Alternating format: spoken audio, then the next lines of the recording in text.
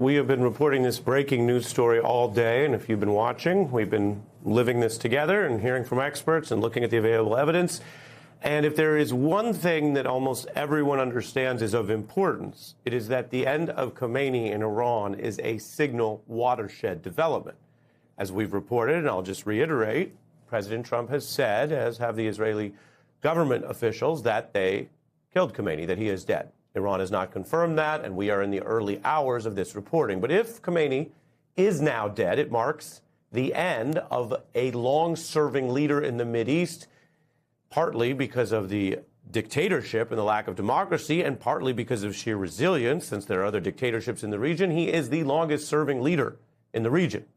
Khomeini has been Iran's supreme leader since 1989, the second person to hold that title since the Iranian Revolution of '79. So whether or not you follow Iran's politics and history closely, you are looking at someone who embodies and runs the modern version of Iran, a government that is despised by so many of its Muslim and Arab neighbors, as well as Israel and European leaders and successive U.S. administrations. If you want to simplify it, U.S. governments have long debated different ways to deal with this enemy, including more diplomacy under the Obama administration, but everyone has seen him as a dangerous enemy, a state sponsor of terror, and an individual who could not be allowed to go nuclear. Our report right now is going to give a little more context. He served as president of Iran before taking up the current position. He was a figure in that revolution, a Shia Muslim cleric. He was a fierce defender of this Islamic regime and its oppressive tactics, both against its own citizens, democracy activists, women, as well as how it operated abroad. He ordered authorities to use deadly force to quash protests, whether you call them free speech and democracy protests or what he viewed them as, which was disloyal anti-government protests, including the major developments of those protests last month. Estimates are they killed thousands just across that set of incidents. He pushed a hard line against the earlier protests that erupted in 2022. If you go all the way back to the so-called Arab Spring, other countries dealt with those protests differently. Some governments were toppled, not Iran's government under Khomeini. Abroad, his ideology was that the United States and Israel were effectively not legitimate. He was the architect of the so-called Axis of Resistance, which went against those countries, armed groups backed by Iran that helped project his influence throughout the region. And while we can get a little narrow in our country and think only about what the U.S. wants, this was Iran's stance against Israel and the United States, regardless of the democratically elected leaders. In other words, when you had Obama preaching diplomacy or two-state solution advocates running Israel, Khomeini basically kept that hard line. When other countries adjusted, if you want to simplify it, he usually did not. There was Hezbollah in Lebanon, there were the Houthis in Yemen, there were multiple groups in Iraq, Hamas in Gaza.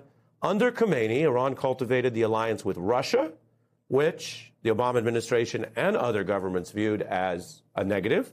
He also had relations with China, trying to counter what many different power players in the world thought was the danger of a unipolar or U.S.-only influence across the region. Khomeini is 86 years old, or was, if you believe President Trump's assessment that he is now dead. We should note also he hadn't been seen recently in public in Iran in several weeks. As we continue our deeper dive, I want to welcome our experts, Ayman Moildeen, who's covered so many conflicts in the Middle East as well as on the ground there. He's the co-host, of course, now of the Weekend Primetime on MS Now. And Elise Labott, longtime international journalist and analyst, also writes the Cosmopolitics newsletter on Substack. Welcome to you both. Ayman, everything works within the framework we have. We could do an hour on this leader. We could do a documentary of 3 hours on Iran, and there'd be a lot left out. So given just that summary, what do you think is important for the public in our country to understand about Khomeini, which, of course, is a very separate question from the wisdom and the long-term viability of this Trump operation?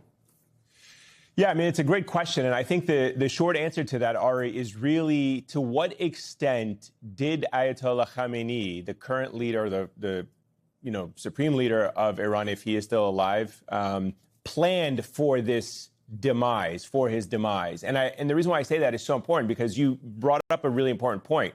The Islamic Republic has been in power, the regime has been in power for 49 years, since 1979, 47 years, And he's been in power for, closer part to 37 of those years. And so as a result of that, he's actually had more of an imprint on the philosophy and the ideology of the regime and the way it operates more than his predecessor, which most Americans probably know, the person who toppled the Shah and brought about the Islamic Republic.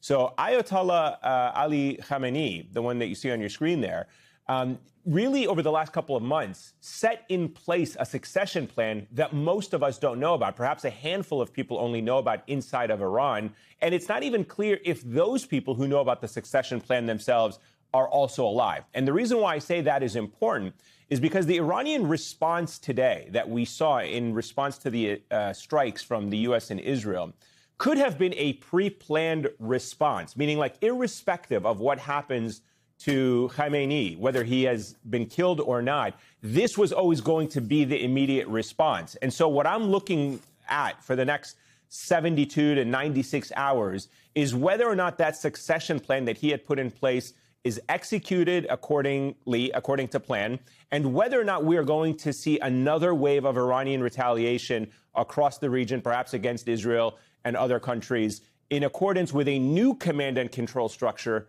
of the Iranian regime.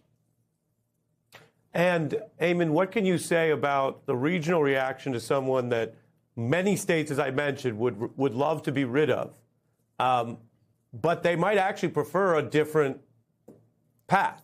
They might have preferred that he die by natural causes or was ousted by the Iranian people.